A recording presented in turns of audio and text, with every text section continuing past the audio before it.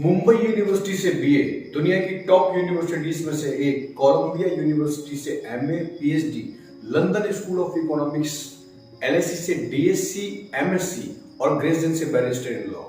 दोस्तों, आज मैं गर्व से बात कर रहा हूं भारत के पहले law and justice minister, architect of Indian constitution, Shri Baba Saheb doctor Bhimrao Ambedkar की। अम्बेडकर जब बहुत छोटे थे तो उस वक्त उनकी माँ का देहांत हो गया। वो अपनी बुआ के पास रह के बड़े हुए। जिस स्कूल में वो पढ़ने जाते थे उस स्कूल में उनको एडमिशन ही नहीं मिला। उनके पिताजी ने जैसे तैसे करके उनका स्कूल में एडमिशन करवाया।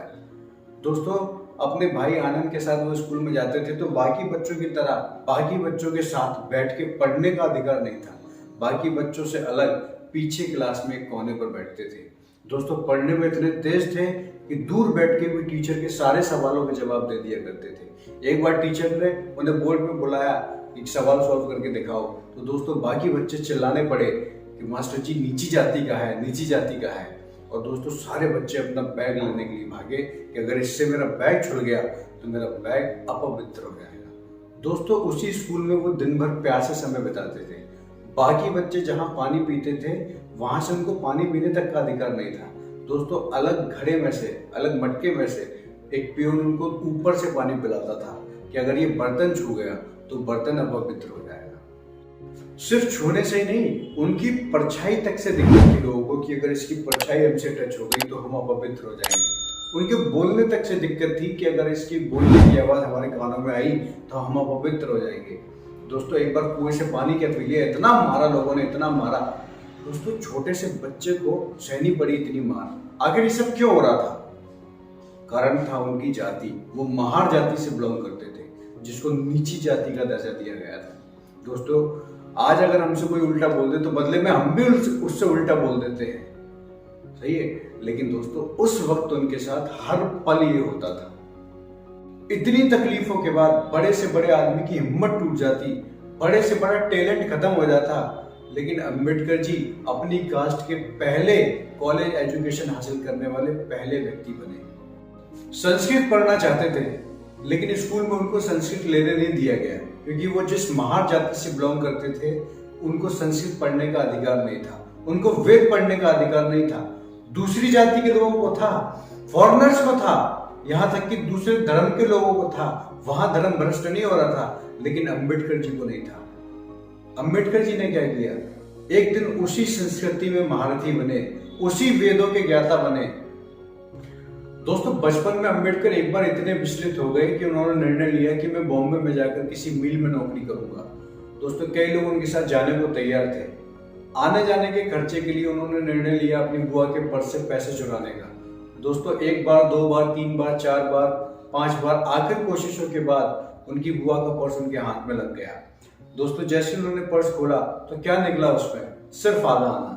दोस्तों, वो आधा आना टिकट के लिए भी पर्याप्त नहीं था और वहां उस दिन उनको अपनी असली स्थिति का पता पड़ा और उन्होंने निर्णय लिया कि सिर्फ पढ़कर ही इस देश को बदला जा सकता है, सिर्फ पढ़कर ही अपनी पारिवारिक स्थिति को बदला जा सकता है। दोस्तों, वहां उन्होंने सोचा कि अब भागना नहीं है, सिर्फ पढ़ना है और पढ़ना है। दोस्तों, अगर उस दिन वो भाग जाते, नौकरी करने चले जाते तो इस देश का अद्भुत और असाधारण सा संविधान कौन लिखता? 1913 में सिर्फ 22 साल की उम्र में अंबेडकर को बड़ौदा स्टेट असेंबली के द्वारा, बड़ौदा के राजा के द्वारा 14.5 पाउंड की स्कॉलरशिप दी गई और उस स्कॉलरशिप को लेकर वो विदेश पढ़ने गए और वहां से टॉप करके लौटे और उस वक्त राजा ने उनको असेंबली का मेंबर बना दिया। दोस्तों, आज आपको एक ऐतिहासिक बात बताता हूँ क्योंकि लोगों के मन में बहुत उथल पुथल थी। लोगों के मन में बहुत ज्यादा जात बिरादरी थी कि ये नीची जाति का है, ये अनटचेबल है, हम इसके साथ नहीं खाएंगे, इसके साथ नहीं बैठेंगे, इसके साथ काम नहीं करेंगे। दोस्तों, राजा ने क्या नियम लगाया? राजा ने नियम लगाया कि जो भी व्यक्ति शेड्यूल्ड कम्युनिटी के साथ बैठना पसंद करेंगे, उनके साथ काम करना पसंद करेंगे, वही लोग चुनाव लड़ सकेंगे।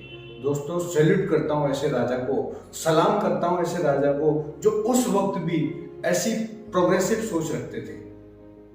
तो क्या इतनी सारी डिग्रियां लेने के बाद जीवन आसान हो गया? कायदे में तो हो जाना चाहिए, लेकिन दोस्तों, दुनिया जहां की इतनी सारी डिग्री लेने वाले आदमी को एक पारसी सराय में जात बदल कर रहना पड़ा। कारण एक भी होटल ने, एक भी सराय ने, एक भी लॉज ने उन्हें कमरा किराए पे नहीं दिया। बड़ी मुश्किल से एक कमरा किराए पे मिला, तो वो भी कितना खूबसूरत, टूटी कुर्सी, टूटी मेज, चारों ओर जाले, कीड़े मकोड़े, यहाँ तक कि लाइट भी नहीं थी।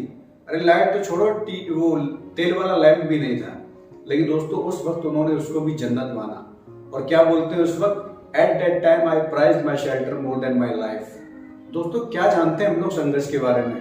आज हमारे घर में कोई छोटा सा डॉक्टर, वकील, इंजीनियर हो जाए तो हम लोग 7वें आसमान पर हो जाते हैं। जरा सा कोई IIT IIM हो जाए तो हम लोग किसी से बात करना पसंद नहीं करते। लेकिन दोस्तों दुनिया जहां की इतनी सारी डिग्री लेने वाले आदमी को उस पारसी सराय से निकाल के फेंक दिया। जैसे लोगों को पता चला कि हमारी कास्ट का नहीं है, दोस्तों सभी पारसी लोग वहां इकट्ठे हो गए और उनको गाली बकना शुरू कर दिया। उनको धमकी देने लगे कि आज शाम तक अगर यहाँ से नहीं गई तो तुम्हारे साथ अच्छा नहीं होगा। उनको शाम तक का टाइम दिया गया कि अब शाम तक अपना सामान लेके यहाँ से चले जाओ। दोस्तों जैसे ही शाम हुई तो क्या हुआ, खराब मौसम में पास के कमाटी बाग में उनको रहना पड़ा। और दोस्तों अम्बेडकर क्या बोलते हैं कि 5 साल में विदेश में रहा, मेरे को एक पल को भी ये नहीं लगा कि अनटचेबल क्या होता है, जात बिरादरी क्या होती है। सब कुछ भूल गया, मैं एक नॉर्मल लाइफ जी रहा था। लेकिन जैसे मैं इंडिया वापस आया, हर पल मुझे ये याद दिलाया गया था कि मैं किस कास्ट से हूँ। मेरी डिग्री सिर्फ कागज का एक टुकड़ा था, मेरा ज्ञान रद्दी था। अगर कोई कुछ था तो वो थी मैं किस जाति से बिलोंग करता हूँ, किस कास्ट से बिलोंग करता हूँ। संघर्ष तो मानो उनकी परछाई थी, हमेशा साथ चलती थी। यंग एज में शादी, बच्चे, खुद के पेट के बारे में नहीं सोचा, सबकी जरूरतें पूरी करनी थी। रोज सोचते थे क्या करूं, कहां से व्यवस्था करूं, और क्या क्या नहीं किया उन्होंने। ट्यूटर बने, अकाउंटेंट बने, खुद का एक इन्वेस्टमेंट बिजनेस शुरू किया। दोस्तों लेकिन जैसे लोगों को पता पड़ा कि अनटचेबल है, वो बिजनेस भी बंद हो गया। फाइनली 1918 में बाबा साहेब को लगा कि अब जिंदगी आसान हो जाएगी। क्यों? क्योंकि बॉम्बे के फेमस इंडियन कॉलेज में उन्हें प्रोफेसर का जॉब मिल गया। और वहां क्या हुआ, वहां के कुछ पढ़े लिखे अनपढ़ गंवार लोगों ने, ये शब्द कहते हुए मुझे कोई अफसोस नहीं हो रहा, वहां के कुछ पढ़े लिखे अनपढ़ गंवार लोगों ने उनके साथ पानी का जग शेयर करने से मना कर दिया, कॉमन वाटर शेयर करने से मना कर दिया। जहां सारे प्रोफेसर पानी पीते थे वहां से उनको पानी तक नहीं पीने दिया गया। दोस्तों वहां बाबा साहेब ने सोचा कि जब मैं वेल एजुकेटेड बाहर से पढ़ के आया हूं और यहाँ प्रोफेसर हूं, तब लोग ये मेरे साथ कर रहे हैं, ऐसा सलूक मेरे साथ कर रहे हैं, तो मेरी ही कास्ट के जो निचले स्तर के लोग हैं, जो पढ़े लिखे नहीं हैं, जो वेल एजुकेटेड नहीं हैं, उनके साथ कैसा होता होगा।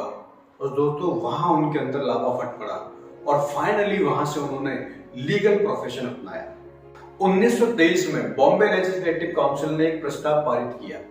प्रस्ताव था कि कोई भी डिप्रेस क्लास का व्यक्ति या कोई भी अन्य व्यक्ति किसी भी पब्लिक फंडेड वाटर बॉडी से पानी पी सकता है, चाहे वो कोई कुआं हो या नल हो या कोई भी व्यवस्था हो। दोस्तों 1924 में महार म्युनिसिपैलिटी ने इस प्रस्ताव को स्वीकार किया, लेकिन क्या सही में स्वीकार हुआ? नहीं, ये सिर्फ पेपर पे स्वीकार हुआ। और दोस्तों 28 मार्च बाबा साहब के साथ एक ऐसी घटना हुई जिससे बाबा साहब दलितों के मसीहा बन गए। दोस्तों चापदार टैंक नाम का एक टैंक था, जहां कोई भी डिप्रेस क्लास का व्यक्ति अगर पानी पी ले तो वहां उसको बेरहम पीटा जाता और उसके हाथ पैर तोड़ दिए जाते थे। दोस्तों 2500 डिप्रेस क्लास के लोगों को लेकर बाबा साहब निकल पड़े इतिहास रचने। दोस्तों 2500 लोगों को लेकर बाबा साहब पहुंचे उसी चापदार टैंक पे और वहां से पानी लेके पानी पिया और बाकी के 2500 लोगों ने भी पानी पिया। दोस्तों जैसे ये खबर अपर क्लास के लोगों को पता पड़ गई, हाहाकार मच गया। पूरे पंडाल में बेरहम लोगों को पीटा गया, हाथ पैर तोड़ दिए गए लोगों के।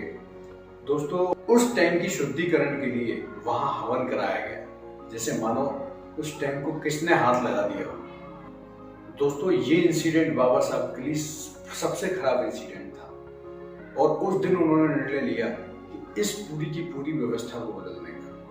दोस्तों जरा सोचो कि अगर आपने कहीं से पानी पी लिया है और उसके बदले आपके और आपके परिवार को बेरहम पीटा जाए, हाथ पैर तोड़ दिए जाए और गांव से बाहर निकाल दिया जाए। ये दोस्तों हमारे ही देश में होता था, हमारे देश में। 1932 में ब्रिटिश गवर्नमेंट ने डिप्रेस क्लास लोगों के लिए एक सेपरेट इलेक्टोरेट बनाने का निर्णय लिया। जैसे ये बात अंबेडकर जी को पता पड़ी तो अंबेडकर जी बहुत खुश हो गए, क्योंकि उनकी सालों की मुराद पूरी हो रही थी। और वहीं दूसरी तरफ गांधी जी बीच में अड़ गए। उनको लगा कि ऐसे हिंदूज का विभाजन हो जाएगा और मैं देश को आजादी नहीं दिलवा पाऊंगा। दोस्तों गांधी जी ने यरवड़ा सेंट्रल जेल से आम रोड अनशन शुरू कर दिया और दोस्तों अंबेडकर जी पर दबाव बढ़ता चला गया।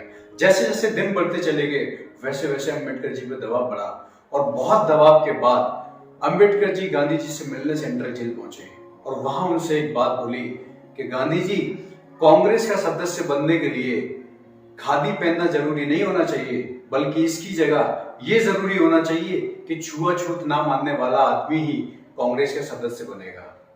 गांधी जी से अंबेडकर जी ने बोला कि गांधी जी, मेरी कोई मातृभूमि नहीं है। तो गांधी जी ने बोला, डॉक्टर अंबेडकर, ये पूरा देश आपकी मातृभूमि है।